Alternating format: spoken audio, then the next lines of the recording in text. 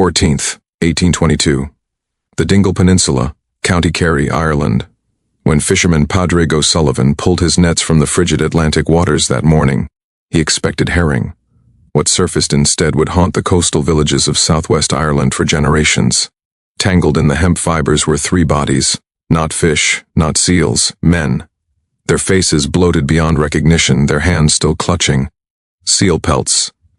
The local Constable Edmund Hartley documented what he found in the boat: 7 bloodied clubs, fragments of white fur matted with what appeared to be infant seal tissue, and most disturbing, a leather journal detailing something the fishermen called the culling. Dates, locations, numbers that made my blood run cold. The official report stated drowning, an accident at sea, maritime misfortune, but the truth was far more terrifying. Before we uncover the truth about the Dingle Peninsula seal colony, 1822 Fisherman's Curse, clubbed pups found drowned in net, make sure to subscribe to the Silent Abbey and ring that notification bell. We bring you the darkest corners of history that textbooks won't touch. Drop a comment telling us where you're watching from. We love hearing from our community of mystery seekers across the globe. Now, let's descend into the fog-wrapped shores of 1820s Ireland, where folklore and horror became indistinguishable. The year 1822 stands as a peculiar moment in Irish history. The country remained under British rule. Just 2 years after King George IV's controversial visit to Ireland, the first British monarch to set foot on Irish soil in over a century. The Catholic emancipation movement stirred in Dublin's political chambers, but along the remote coastlines of County Kerry, such distant politics meant little to communities struggling with far more immediate concerns. The Dingle Peninsula jutted into the Atlantic like an accusatory finger, its cliffs rising 300 feet above waters that had claimed countless lives. The fishing villages dotting this treacherous coastline, Ballyferriter, Dunquin, Ventry, consisted of families who had harvested the sea for generations. These were not wealthy men. The failed harvests of 1821 had already strained their resources. Potatoes rotted in the fields. Grain prices soared beyond reach. The sea represented survival itself. Pádraig O'Sullivan, 34 years old, father of 6 children, had fished these waters since he could walk. His hands bore the scars of a lifetime pulling nets, his face weathered to leather by salt spray and wind. Parish records describe him as a man of steady temperament and regular attendance at Sunday Mass. His wife Siobhan ran a small cottage industry spinning wool. By all accounts, they were unremarkable people living unremarkable lives. The same could be said of Seamus Donnelly and Cormac Fitzgerald, the 2 men who crewed O'Sullivan's currach, a traditional Irish fishing boat constructed of tarred canvas stretched over a wooden frame. Donnelly, 28, newly married. Fitzgerald, 41, widowed, supporting his elderly mother and 3 orphan nieces. Ordinary men, desperate times. What connected these 3 fishermen to the horror that would unfold was something the English authorities dismissed as superstitious nonsense: the Selkie legends. Along the Dingle coastline, stories of Selkies, seals who could shed their skins and walk as humans, permeated every aspect of maritime life. These weren't quaint fairy tales told to children. They were beliefs woven into the very fabric of fishing culture. Local tradition held that harming seals, particularly seal pups, would bring catastrophic retribution. The sea would claim its price in human lives. But in the winter of 1821 to 1822, something shifted in the waters off Dingle. The seal colony at Clogher Head, the largest breeding ground along the peninsula, exploded in population. Thousands of gray seals and common seals converged, their numbers unprecedented in living memory. The rocks became a writhing mass of bodies, and with them came their pups, hundreds upon hundreds of white-furred infants. The seals destroyed fishing nets. They consumed vast quantities of fish. They disrupted breeding grounds. What had once been an annoyance became an existential threat to communities already on the brink of starvation. In the pubs of Ballyferriter, conversations turned dark. Men who had honored the old ways began to question whether folklore should outweigh survival. The English landlords certainly didn't care about Selkie curses. They only cared about collecting rents. And rents required income. Income required fish. Something had to give. The first incident occurred on January 17, 1822. A group of fishermen from Dunquin reported finding a section of Clogher Head seal colony disturbed. Approximately 15 seal pups had been separated from their mothers, corralled into a tidal pool. Local fisherman Brendan McCarthy discovered them while checking his lobster pots at dawn. In his statement to the parish priest, Father O'Sullivan, McCarthy described a scene of confusion among the colony, with the mothers crying out in a manner most distressing to hear. The pups were unharmed, but they shouldn't have been where they were. Seal pups don't wander, they stay exactly where their mothers leave them, waiting for feeding time with the patience programmed into them by millennia of evolution. Someone had moved them. Father O'Sullivan noted the incident in his journal with unease. Brendan came to me troubled in spirit. He fears someone means to test the old stories. I counseled him to speak nothing of this, lest it give ideas to desperate men. But desperate men need no such encouragement. 3 weeks later, on February 8th, a woman named Mary Nishulia Bain was gathering kelp along the shoreline below Clogher Head when she discovered something that made her drop her basket and run. Partially hidden among the rocks were the bodies of 4 seal pups. Their skulls had been crushed.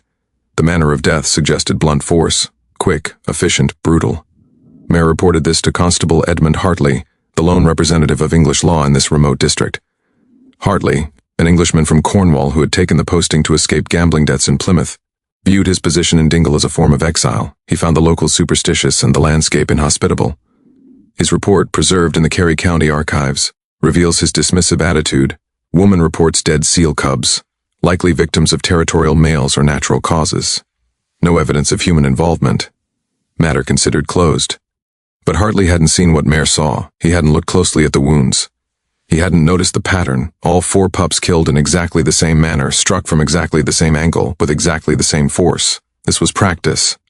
Throughout February, more incidents emerged. A fisherman's wife in Ventry reported her husband returning home with blood on his sleeves that smelled of sea and something else, something wrong. Another family noticed their father had begun sleeping during the day, disappearing for entire nights without explanation. In the close-knit community, such behavior couldn't remain hidden. The village women began to whisper.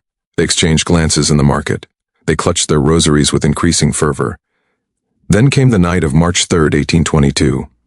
14-year-old Pádraig O'Sullivan, no relation to Pádraig O'Sullivan, suffered from sleeplessness, a condition that often drove him to walk the cliffs in the small hours.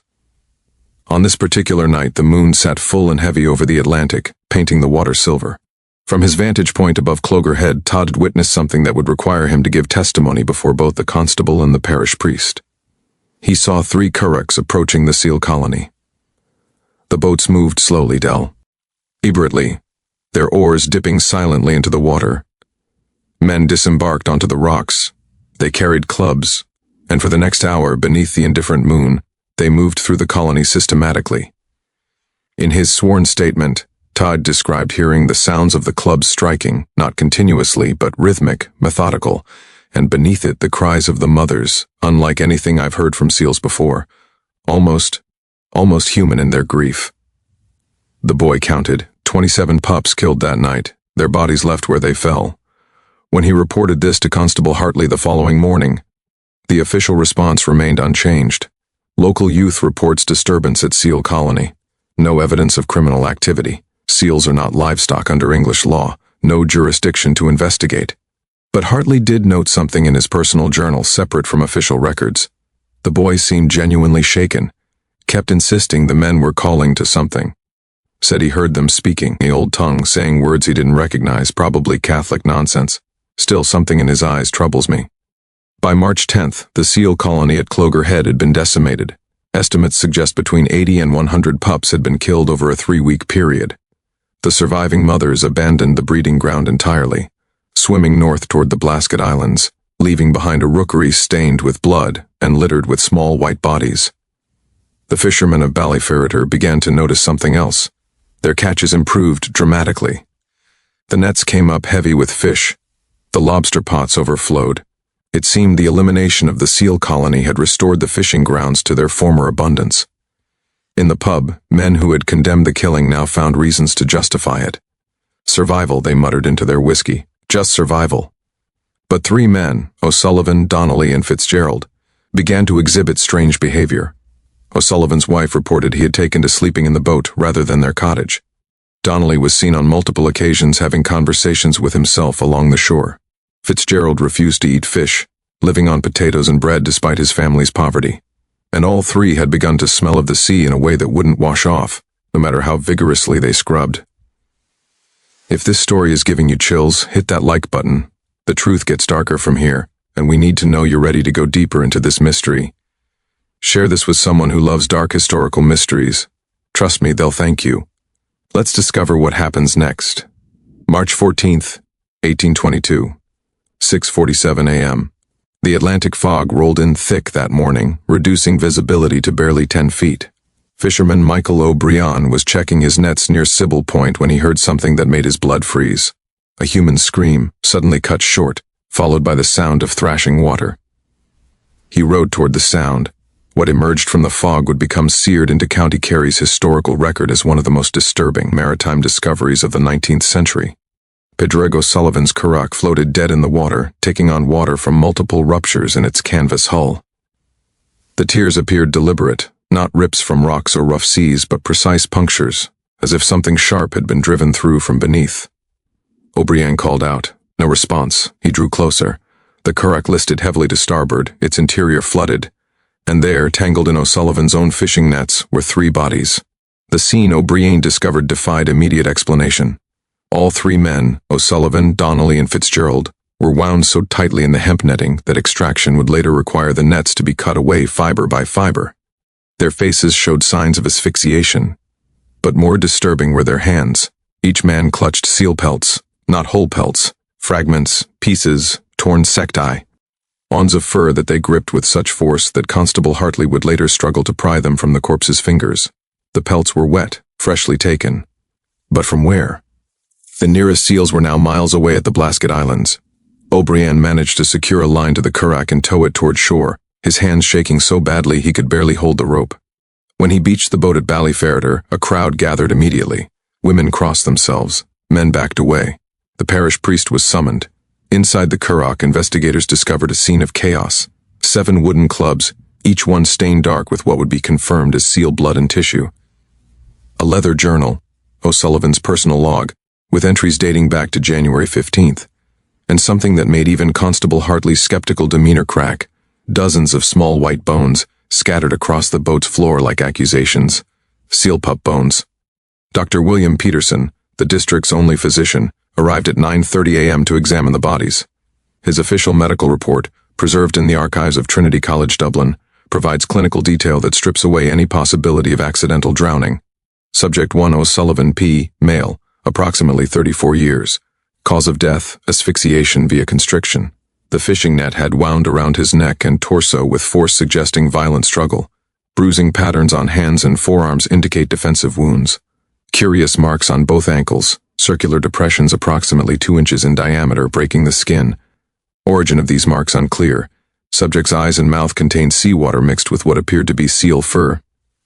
Subject 2 Donnelly S., male, approximately 28 years, similar cause of death, net constriction around chest cavity, crushed ribs 3 through 7 on the left side.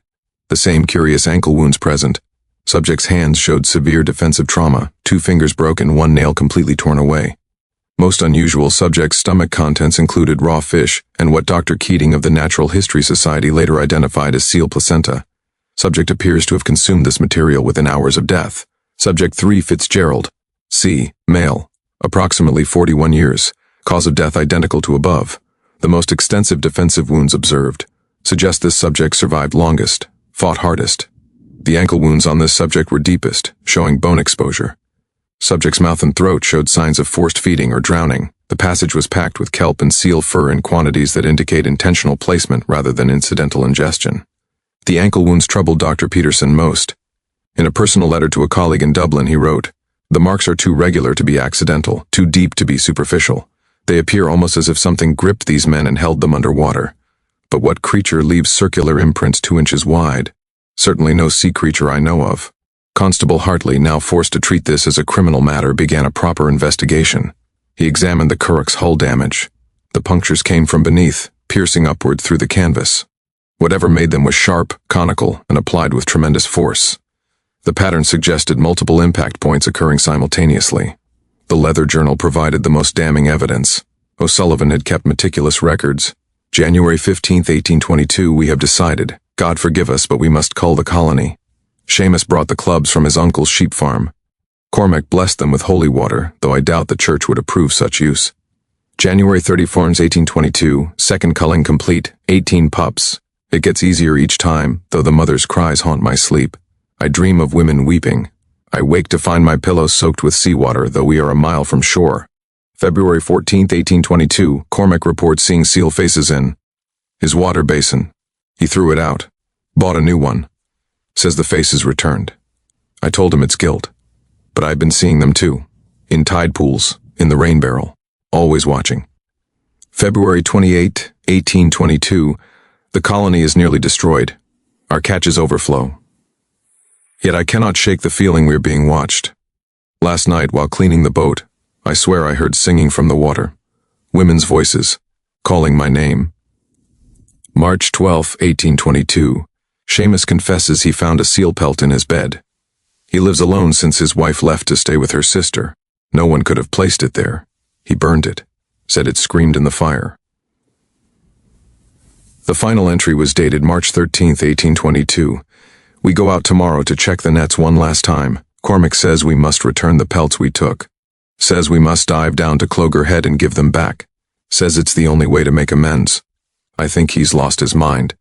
But I've been hearing the singing too. They're calling us home. God help us. They're calling us home to the sea. Father O'Sullivan, upon reading these entries, reportedly closed the journal and said simply, "They broke the covenant. The sea has taken its price." Constable Hartley's official report to his superiors in Tralee struggled to reconcile the evidence with rational explanation. 3 men died by drowning, entangled in their own fishing equipment. Evidence suggests possible suicide pact driven by guilt over illegal culling of seal colony. No clear explanation for hull damage or ankle wounds. Recommend case be closed as accidental death with contributory mental disturbance. But the community knew better. The women who prepared the bodies for burial reported that despite multiple washings, the corpses continued to smell of the sea. That seal fur kept appearing in the shrouds, no matter how many times they were replaced. That the men's eyes wouldn't stay closed. They kept opening, as if searching for something beneath the waves. All 3 were buried in unconsecrated ground at the edge of the churchyard. Father O'Sullivan refused to perform full funeral rites, citing the journal entries as evidence of unrepented sin. The seal pelts, clutched in their hands, were buried with them. No one would touch them. The official investigation into the Dingle Peninsula drownings lasted precisely 6 days. Constable Edmund Hartley, under pressure from his superiors to resolve what they considered a minor colonial matter, submitted his final report on March 20, 1822. The Crown's interest in Irish fishing communities extended only as far as tax revenue and civil order, neither of which appeared threatened by 3 dead fishermen. But the unofficial investigation, conducted by the community itself, would continue for decades. Father O'Sullivan initiated his own inquiry, approaching it with the gravity of a theological crisis. He interviewed over 40 witnesses, documented their testimonies in his parish records, and corresponded with Franciscan monks at the Blasket Island Monastery who maintained oral histories of Selkie lore stretching back centuries.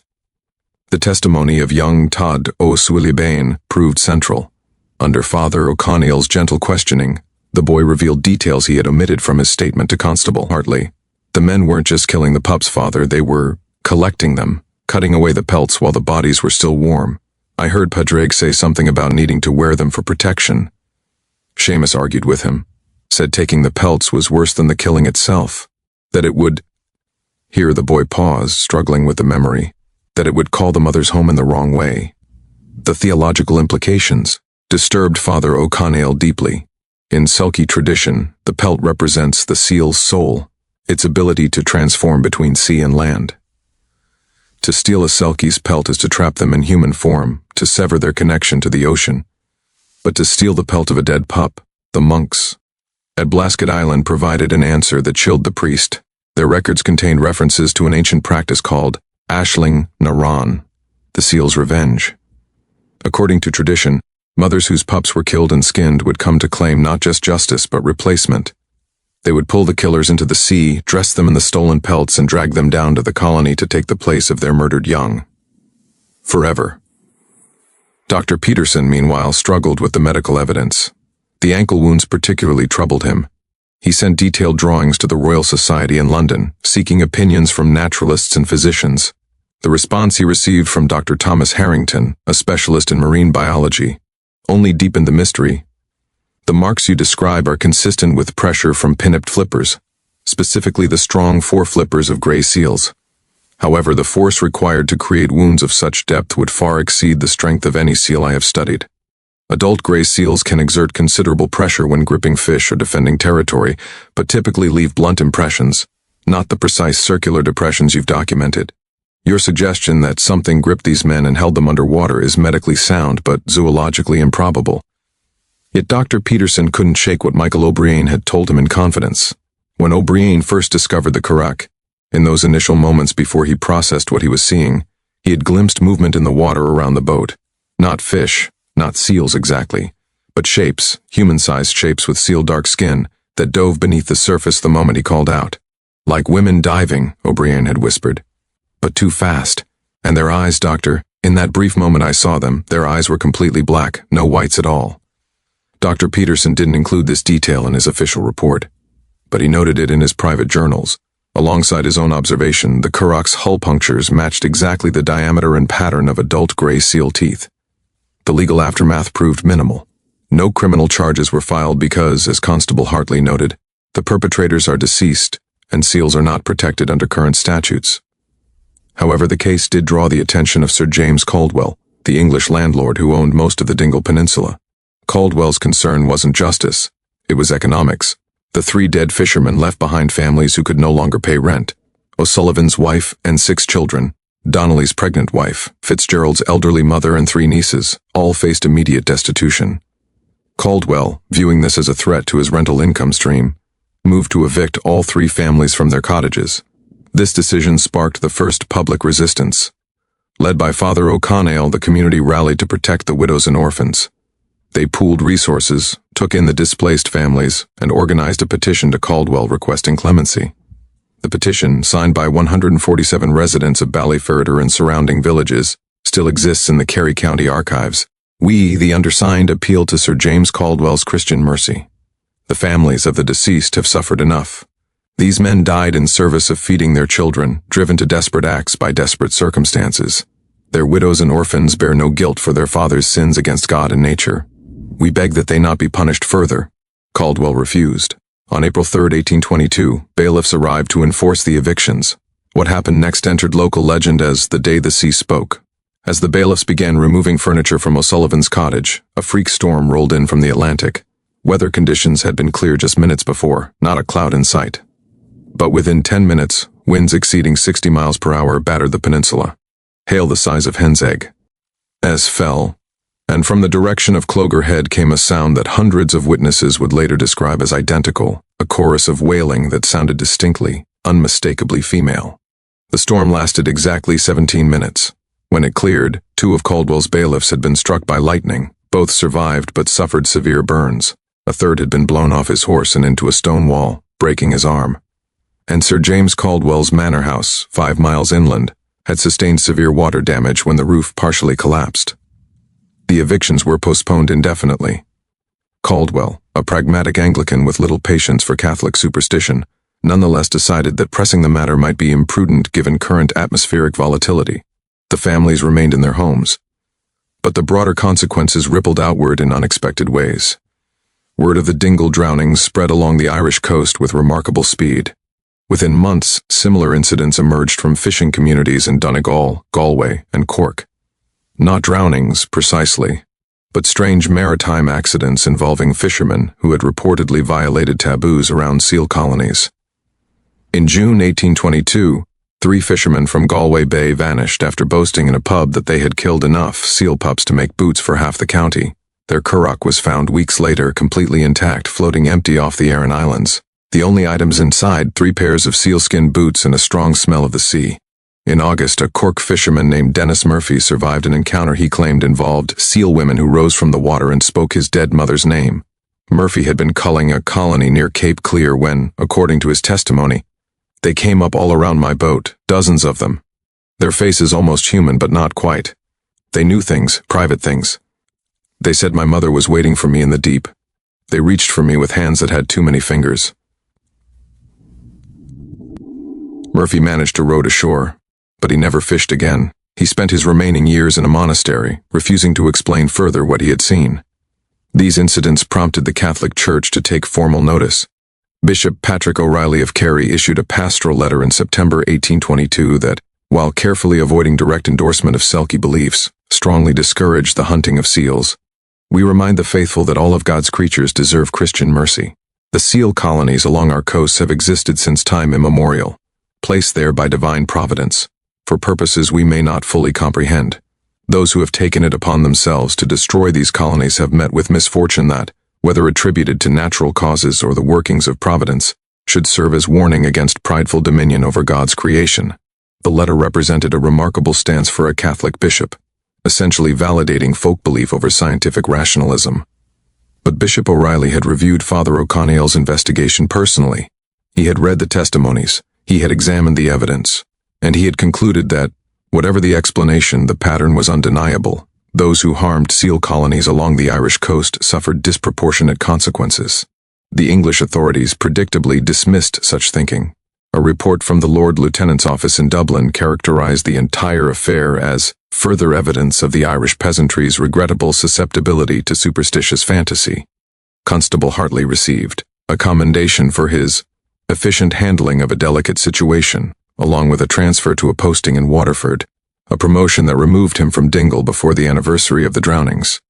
But before he left, Hartley did something that suggested even his skepticism had been shaken. He commissioned a memorial stone to be placed at Ballyferriter Harbour.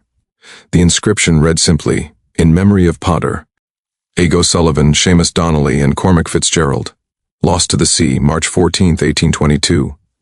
May they find the peace they sought." Beneath this official text, someone later carved additional words in Irish Gaelic. Father O'Connell always suspected it was Constable Hartley himself, though the man never admitted it. The translation reads, "Forgive them, daughters of the sea. They knew not what they did." The Dingle Peninsula drownings of 1822 would ripple through Irish culture, law, and folklore in ways that continue to resonate 2 centuries later. What began as a local tragedy evolved into a watershed moment in the complex relationship between Irish coastal communities and the natural world they depended upon. Most immediately, the incident changed fishing practices along the entire western coast of Ireland. Within a year of the drownings, seal hunting, never formally prohibited, became socially unacceptable in Catholic fishing communities. Fishermen who violated this unwritten code found themselves ostracized. Crews refused to sail with them. Merchants refused to buy their catches. Women crossed the street to avoid them. This wasn't superstition overwhelming common sense. Rather, it represented a recalibration of risk versus reward. The seals did compete with humans for fish resources, but the consequences of culling them, whether attributed to vengeful Selkies or simple ecological disruption, appeared to exceed any economic benefit. Communities chose coexistence over confrontation.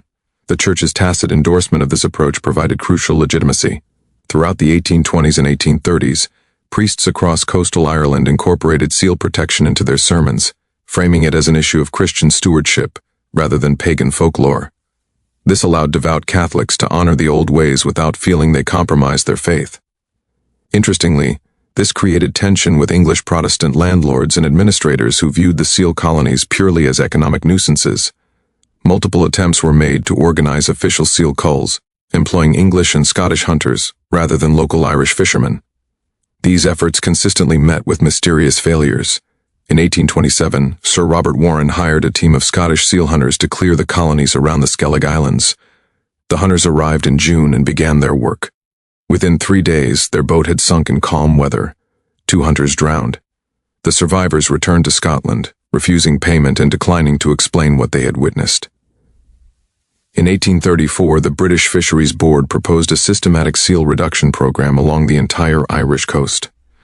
The proposal died in committee after 3 board members suffered fatal accidents within a 2-month period, 1 drowning, 1 thrown from a horse, 1 struck by falling masonry during a storm. The coincidence was noted but not officially investigated. The pattern held. Organized attempts to destroy seal colonies failed. Individual fishermen who violated the taboo suffered misfortune. But those who respected the colonies, even when it meant reduced catches during breeding seasons, seemed to prosper. By the 1840s, during the catastrophic Great Famine, this dynamic took on additional significance. While millions starved across Ireland, the coastal communities that had preserved their seal colonies fared marginally better. The seals did consume fish, yes, but they also marked the locations of productive fishing grounds, drove prey species into nets through their hunting patterns, and served as indicators of ocean health. Ecologists today recognize this as basic marine ecosystem management. Predator populations support overall fish stocks through complex food web dynamics. But in the 1840s, Irish fishermen described it simply as the seal's blessing.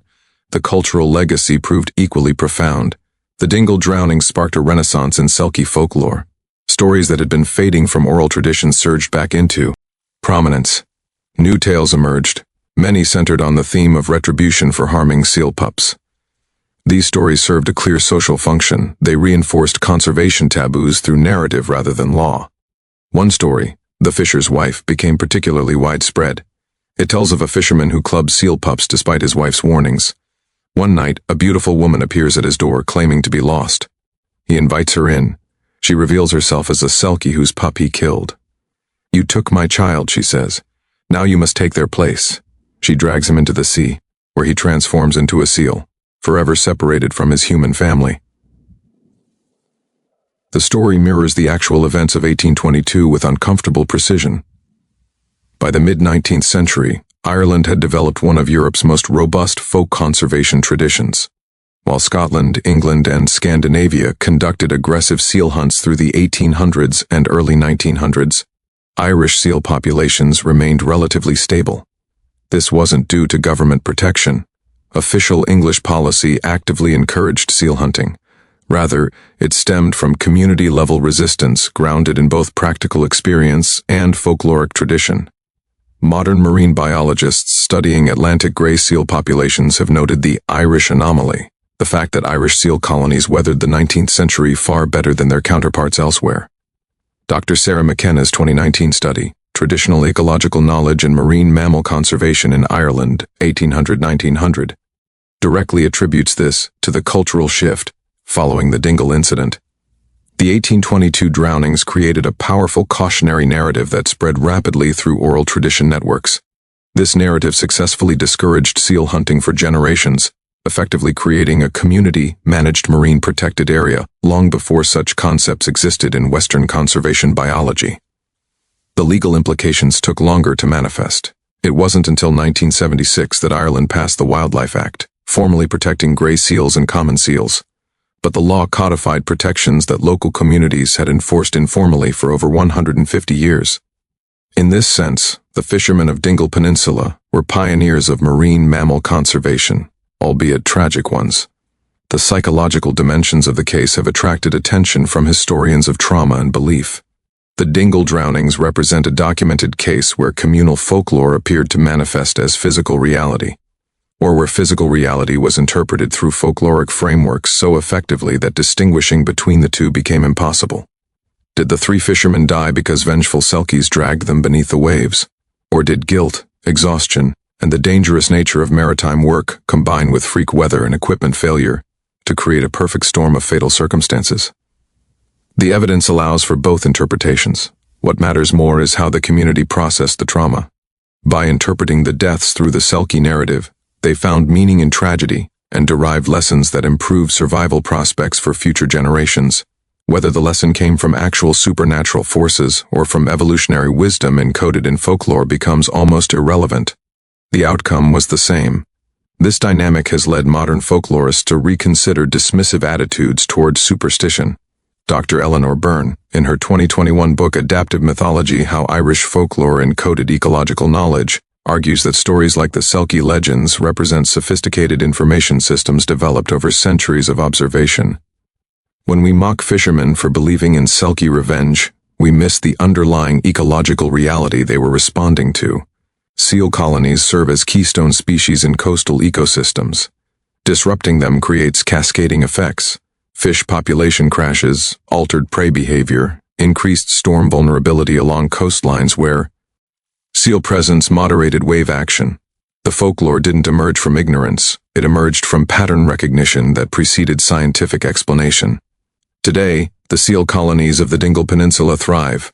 Tourism built around seal watching generates significant income for communities once dependent on fishing alone.